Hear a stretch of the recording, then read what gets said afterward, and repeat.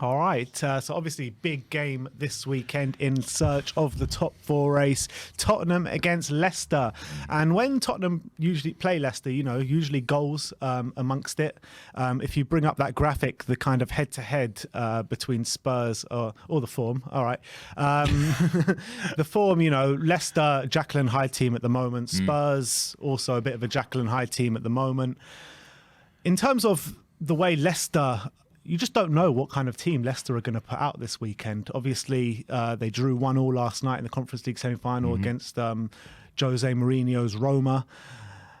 When you're looking at it, as opposed to the West Ham game, West Ham know they can still potentially get Europe through the league. And with them losing, they might have actually one eye on this game this weekend, thinking, you know what, if this European campaign falls away in this semi-final, they've got that backup of the league where they can still potentially get into Europa League via the league. Leicester don't really have that. Leicester's eggs are all in the Conference League basket to get into that European spot next year. Do you think that is massively going to play into our hands this weekend? I'm not sure how much it's going to sort of play into our hands, but it's certainly a consideration. Brendan Rodgers will want...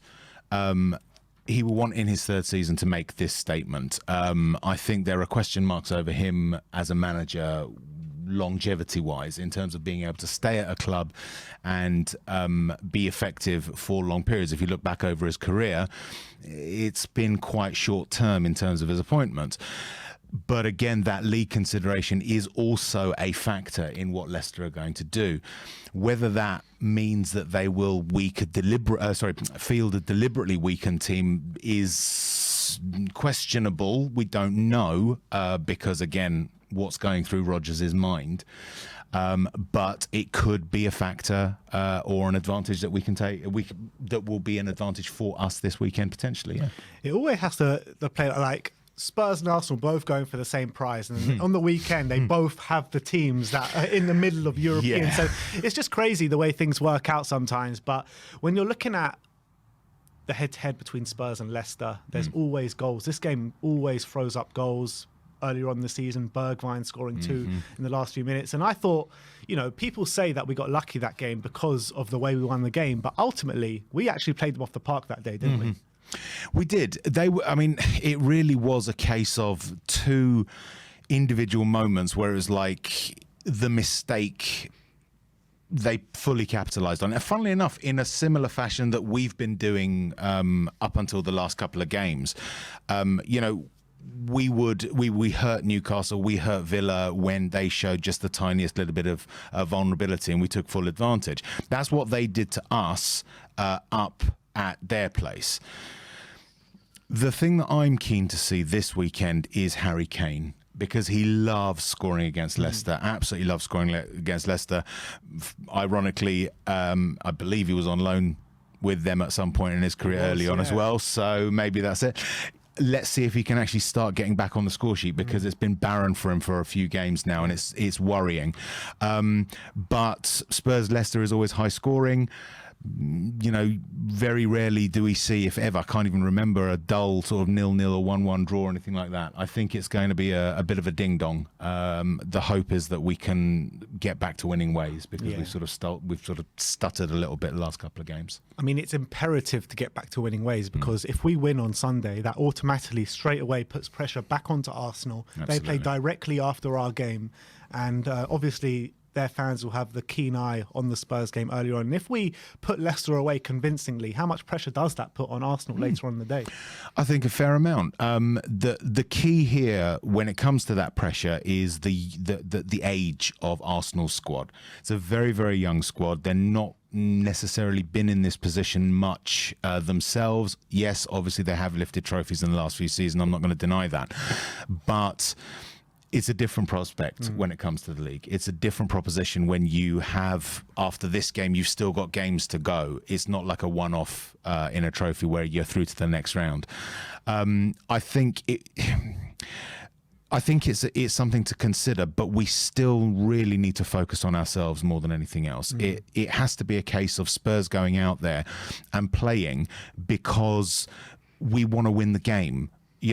for ourselves, not necessarily to get a particular league position, although that's always a consideration, or to put pressure on Arsenal. That should be out of their minds. It should be, we have to show that we are good enough on Saturday. I think that's the primary consideration. Completely agree with that. I mean, I don't know what's happened over the last couple of games, but our play seems to be completely all over the place. Harry Kane's doesn't seem to be dropping deep too much, or influence and play when he does drop deep.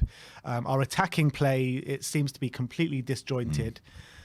What do we need to do in this game to get back to what we were doing a couple of games ago? Replace Emerson. I'm sorry, I know it sounds. Is it as simple as that though? Because we went to Man City away with Emerson and won. The thing there is that what I've noticed, it boils down to Kulusevski. When Emerson is in the side, Kulu becomes, or seems to become, I can't say this for certain, it's the sort of trend that you think might be happening.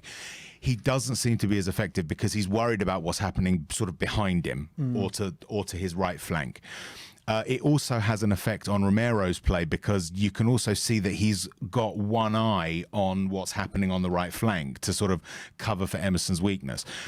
Obviously, Doherty, we're not going to talk about his overall Spurs career, but when we were battering teams recently, when he was in the side, I think that gave Kulu a bit more time. There's also the aspect of the fact that, you know, it might just have been a purple patch that he was going through and that's gone away. I think Emerson makes the team very disjointed. There's worry. It's like, what's going to happen on the right? I mean, that pass that he made late in the game against Brentford. Just before he got taken off. Yeah, I mean, you know, that really exemplifies the weakness that he brings to that side. Football is a team game. Yes, you can cover for a weak player, but even the weakest player contributes something. At the moment, for whatever reason, and I'm not going to hate on him, I'm just stating the facts, he's not contributing anything. Against Man City, I think we played very, very defensive, and that worked for us, and we were really compact. So that weakness was mitigated a little bit, hence why I think we managed to win. But when we're trying to go for your Brentfords and your Brightons who sit deep, and so we become more expansive, that extra space that he has to fill in, he's not doing an effective job in my view. Yeah, and when you compare him to Matt Doherty, because everyone had problems with Matt Doherty last season, earlier parts of this season. I mean, his link-up play with Kulu is just, it seems a bit more natural, doesn't it? Yeah, I think much so. More natural. Absolutely, yeah. I mean, look, we know that Doherty made his name as a wing-back. He didn't make his name as a full-back. There is an argument to say that the reason that Doherty's Spurs career up until recently wasn't particularly good is because he was being deployed as a fullback, whereas now that he's being deployed as a wing-back, with all the extra work that Conte has said that he has done himself, that has led to a resurgence or a resuscitation of his career. 6 or however many games it was is not really enough to make a full determination as to where he specifically still is now, but the signs were good. Emerson doesn't have that. And we've also got weaknesses on the left of the field too, with our fullbacks there, where we don't have one that is complete in terms of wing back. One of them is very good going forward. One of them is better playing towards the back or more defensively. You know, it's almost like if you could combine Reguilon and Sessegnon together, you know, Cesselon, then you might have your decent left wing back. And Conte's system will rely on having that channel or having that option for players in the middle. Yeah, you'll probably trust Daniel Levy to bring up some sort of player merging instead of buying a new left wing back anyway. Yes, I think so. Yeah, cheaper for him. Yeah, Tottenham Hotspur cloning facility. Exactly. Yeah.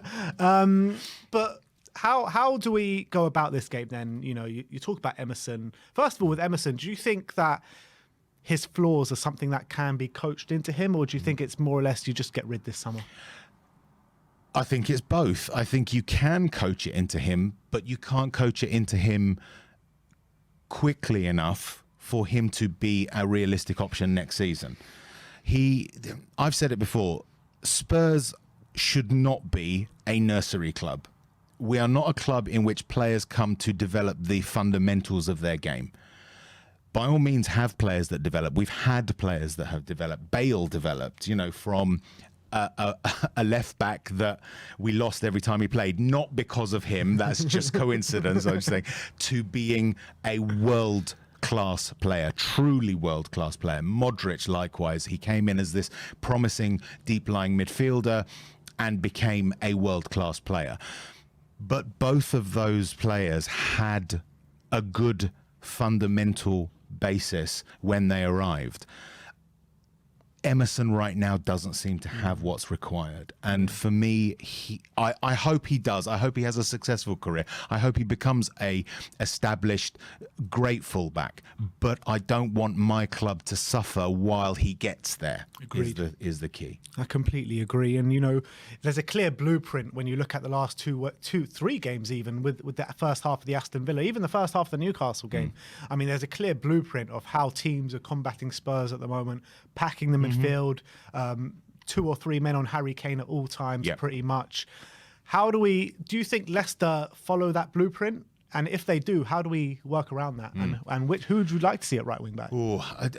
I would right now. I would like to see anyone but Emerson at right wing back. Would you put Kulu there and kind of maybe break up what's been so good for us in the past month or so? Offer me anything, Ben. Seriously, when I say it, it sounds harsh and it sounds as if I'm having a go at the player personally. I'm really not. It's not about Emerson. I don't want to see him in a Spurs shirt again. Certainly not for a number of years. If, say, for instance, he goes and then at the age of 27, he's become this amazing wing back and we sign him again, yeah, great. I'd welcome him back with open arms. But right now, I don't want to see him in a Spurs shirt.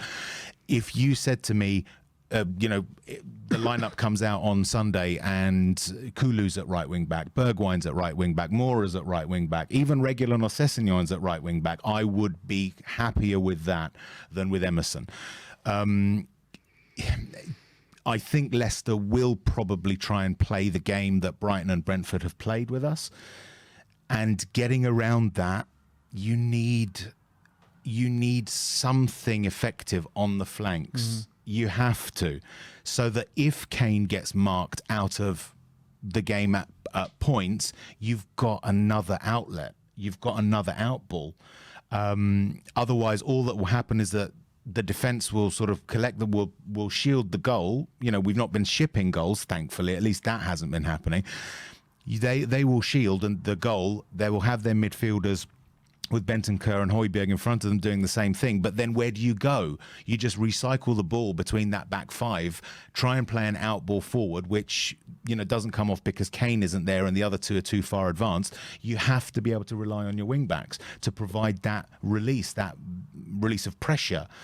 If they're not effective, if they're both not effective, it's a problem. If you at least had one that was effective, it would have been okay. But we don't seem to have that at all at the moment. And even on the left-hand side, as much as we talk about Emerson, nobody really talks too much about the flaws on the left-hand side because Reguilón has his own issues. He also hasn't really been contributing for a while now. Sessegnon came in against Brentford and I thought he didn't add anything really to that left-hand side. So what do we do to the left-hand side as much as we need surgery on the right-hand side? Yeah. What I take encouragement in is that Conte will spend the week before the game doing drills, just going over and over and over and over and over with the players what they need to be doing in the game situation, which I think is okay for now until he gets to a pre-season. I have confidence that the likes of Reguilón and Sessegnon will take those instructions on board. With Emerson, and I don't want to keep harping on about Emerson, I'm just doing the comparison. With him, he doesn't even seem to get those instructions right because the fundamentals aren't there. They at least have got a grasp of the fundamentals. They're not great crossers, which is important, but they still can occasionally get a decent cross in, more often than not, or at least put some pressure on the opposition defence, whereas Emerson can't. I'm concerned. We need improvements, but I wouldn't be as worried on the left as I am on the right because it's Emerson or nothing. With the left, if he wants to put more pressure on, he can play Sessegnon, who's the more attacking of the two, or if he wants to play more counter, he can play Reguilón, who is the more defensive of the two. Not as worried as the right, obviously worried, but it's not something that I would lose that much sleep over right now, I would say.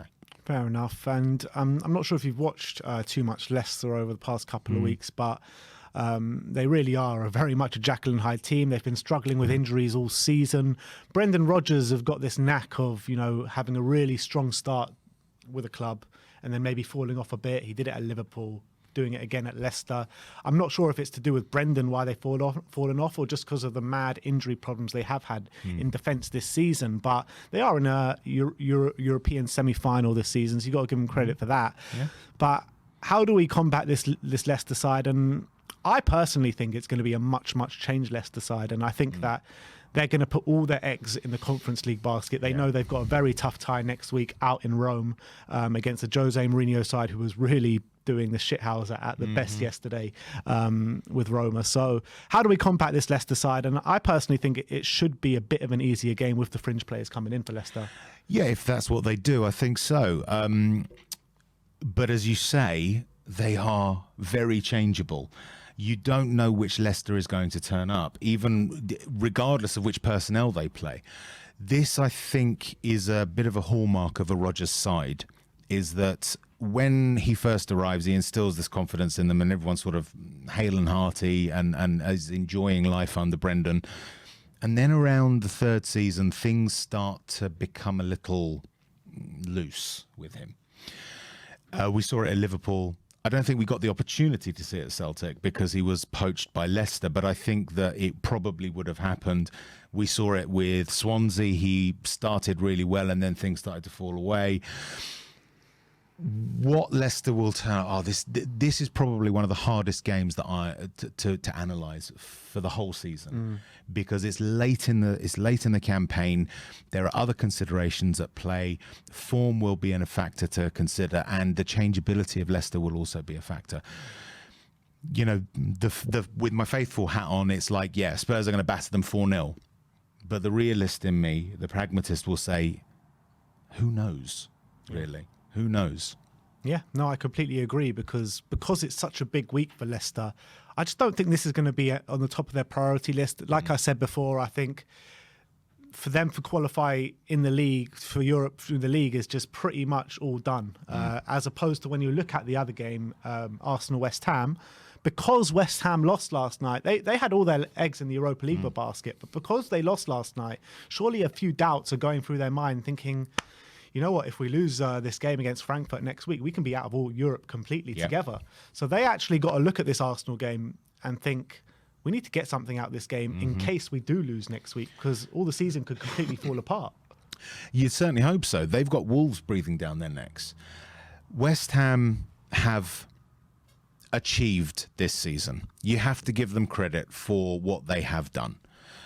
Obviously, we don't like them, because we're normal.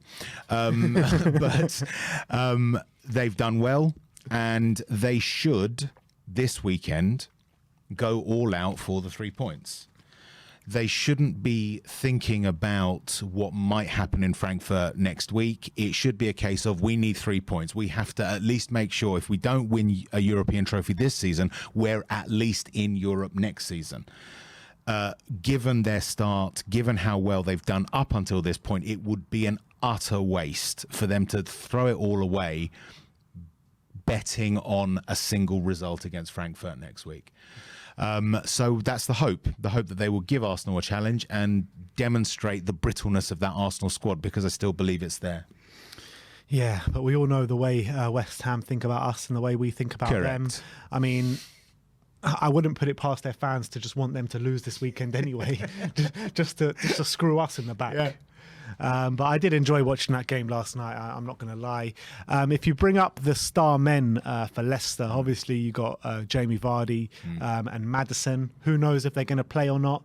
But Jamie Vardy, only in 19 games, 10 goals and 2 assists. That's pretty good going. I mean, he had a really strong start to the season, and he had his injury problems to contend with.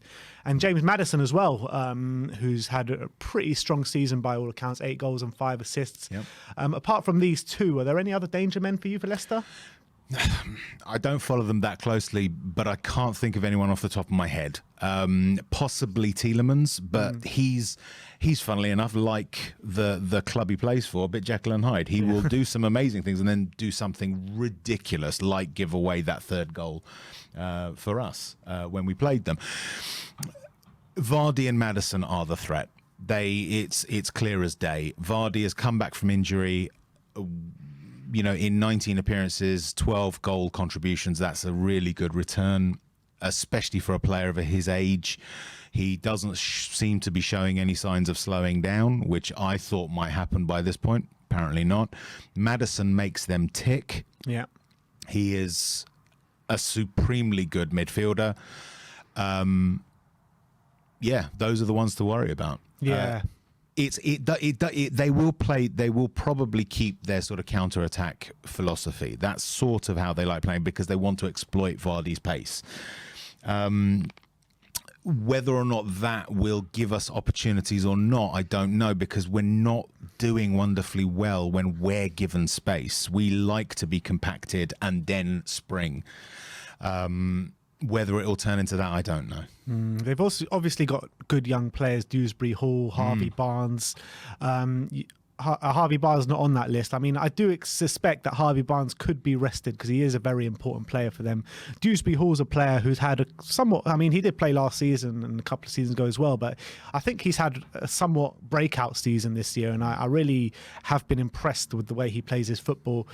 So there are quite a few players on this Leicester team to watch out. When I look at Tielemans, I mean, he seems like a player who I really, really rate, and I would like him at Tottenham. He is leaving Leicester in the summer, but he doesn't seem to have the same sort of passion for the game this season as he has done maybe in the previous couple of seasons. If you remember when we played them at, I was about to say Filbert Street, but the King Power. I remember when we played them at the King Power, he was the one that gave away the ball in the last minute. All he needed to do was keep the ball, and that's a draw for Leicester. Yep. But he dribbles it out, loses the ball, and that's not really something that you want from one of your kind of more experienced players. Correct. So I've got reservations about Tielemans, but I still think he's a top quality player. But they've got players on that pitch that can hurt us. Like I said, Harvey Barnes, Vardy, Dewsbury Hall, James Maddison. But it just remains to be seen if any of these players are going to play. We just don't know how Brendan Rodgers views this game. That's it, exactly. I mean, as you say, Dewsbury Hall is a really exciting young player. I think he's going to start developing into a really, really good midfielder. Tielemans has developed into a decent midfielder. I wouldn't mind seeing him at Spurs.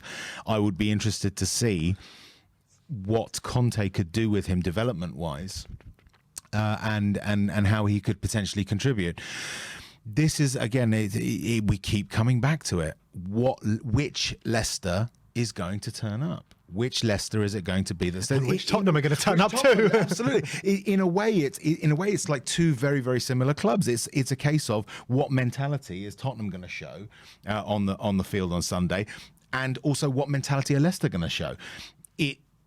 Either way, I think is going to be one of those games where it will be breathless, or in a very, very a complete departure from type. It will be the first or one of the few very, very boring Spurs Leicester games.